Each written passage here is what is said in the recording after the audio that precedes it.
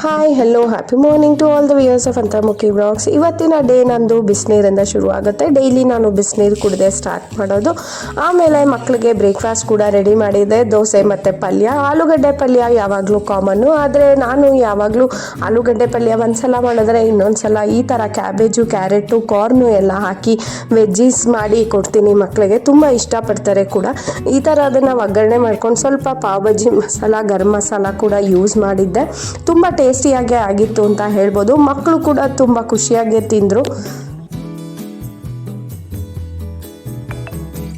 Exams ನಡೀತಿರೋದ್ರಿಂದ ಅವ್ರಿಗೆ ಯಾರಿಗೂ box ಇಲ್ಲ. ಬಟ್ ನನ್ನ ಚಿಕ್ಕ ಮಗಳು ಮಾತ್ರ ಎದ್ದ ತಕ್ಷಣ ತಿಂಡಿ ತಿನ್ನೋಣ, ಸೊ ಅದಕ್ಕೆ ಅವಳಿಗೆ ಸ್ನ್ಯಾಕ್ಸ್ ಟೈಮಲ್ಲಿ ಅಲ್ಲಿ ಮ್ಯಾಮ್ ಕೊಡ್ತಾರೆ, ಅದಕ್ಕೆ ಅವಳಿಗೆ ಬಾಕ್ಸಿಗೆ ಹಾಕಿ ರೆಡಿ ಮಾಡ್ತಾ ಇದ್ದೆ. ಅವಳಿಗೆ ಈ ಥರ ಪುಟ್ ಪುಟ್ಟಾಗಿ ಮಾಡೋದ್ರಿಂದ ಸ್ವಲ್ಪ ಅಟ್ರಾಕ್ಟಿವ್ ಆಗಿರುತ್ತೆ ಅಂತ ಕಲರ್ಫುಲ್ಲಾಗಿ ನಾನು ಮಾಡಿಕೊಟ್ಟಿದ್ದೆ. ಅದನ್ನು ಮಾಡಿ ಅವಳು ಲಂಚ್ ಬಾಕ್ಸ್ನ ರೆಡಿ ಮಾಡಿ, ಆಮೇಲೆ ಅವಳನ್ನೂ ಕೂಡ ರೆಡಿ ಮಾಡಬೇಕಲ್ಲ, ಸೊ ಅದಕ್ಕೆ ಬೇಗ ಬೇಗ ರೆಡಿ ಮಾಡಿಕೊಂಡೆ.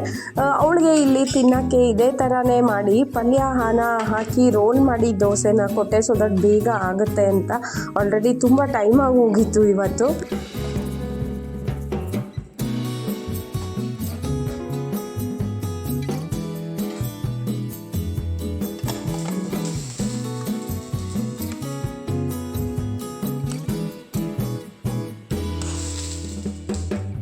ಮನೇಲಿ ಇಲ್ಲಿ ತಿನ್ನೋಕ್ಕೆ ಅಂತ ಈ ಥರ ದೋಸೆ ಮಾಡಿ ಅದ್ರ ಮೇಲೆ ಪಲ್ಯನ ಸ್ವಲ್ಪ ಗಾರ್ನಿಷ್ ಮಾಡಿ ಕೊಟ್ಟಿದ್ದೆ ಅವಳಿಗೆ.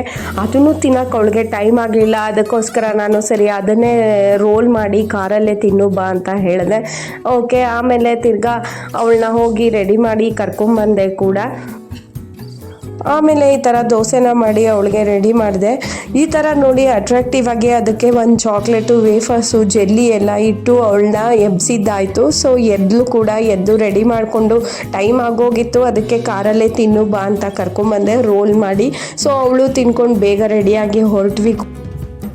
ಇವತ್ತಿನ ವ್ಲಾಗ್ ನಾನು ಇಲ್ಲಿಗೆ ಮುಗಿಸ್ತಾ ಇದ್ದೀನಿ. ವ್ಯೂಯರ್ಸ್, ಇನ್ನೂ ಸಬ್ಸ್ಕ್ರೈಬ್ ಮಾಡಿಲ್ಲ ಅಂದರೆ ದಯವಿಟ್ಟು ಸಬ್ಸ್ಕ್ರೈಬ್ ಮಾಡಿ. ಅದಕ್ಕೆ ನಿಮಗೆ ಯಾವುದೇ ರೀತಿ ಚಾರ್ಜಸ್ ಆಗಲ್ಲ ಅಂತ ನಾನು ಕನ್ಫರ್ಮ್ ಮಾಡ್ತೀನಿ. So till then next vlog, take care, bye, always be happy viewers. ಹ್ಯಾಪಿಯಾಗಿರಿ, ಖುಷಿಯಾಗಿರಿ ಅಂತ ಹೇಳ್ತಾ ನೆಕ್ಸ್ಟ್ ವ್ಲಾಗ್ವರೆಗೂ ಟೇಕ್ ಕೇರ್, ಬಾಯ್. ಇನ್ನೂ ಸಬ್ಸ್ಕ್ರೈಬ್ ಮಾಡಿಲ್ಲ ಅಂದರೆ ಸಬ್ಸ್ಕ್ರೈಬ್ ಮಾಡಿ, ಲೈಕ್ ಮಾಡಿ, ಶೇರ್ ಮಾಡಿ.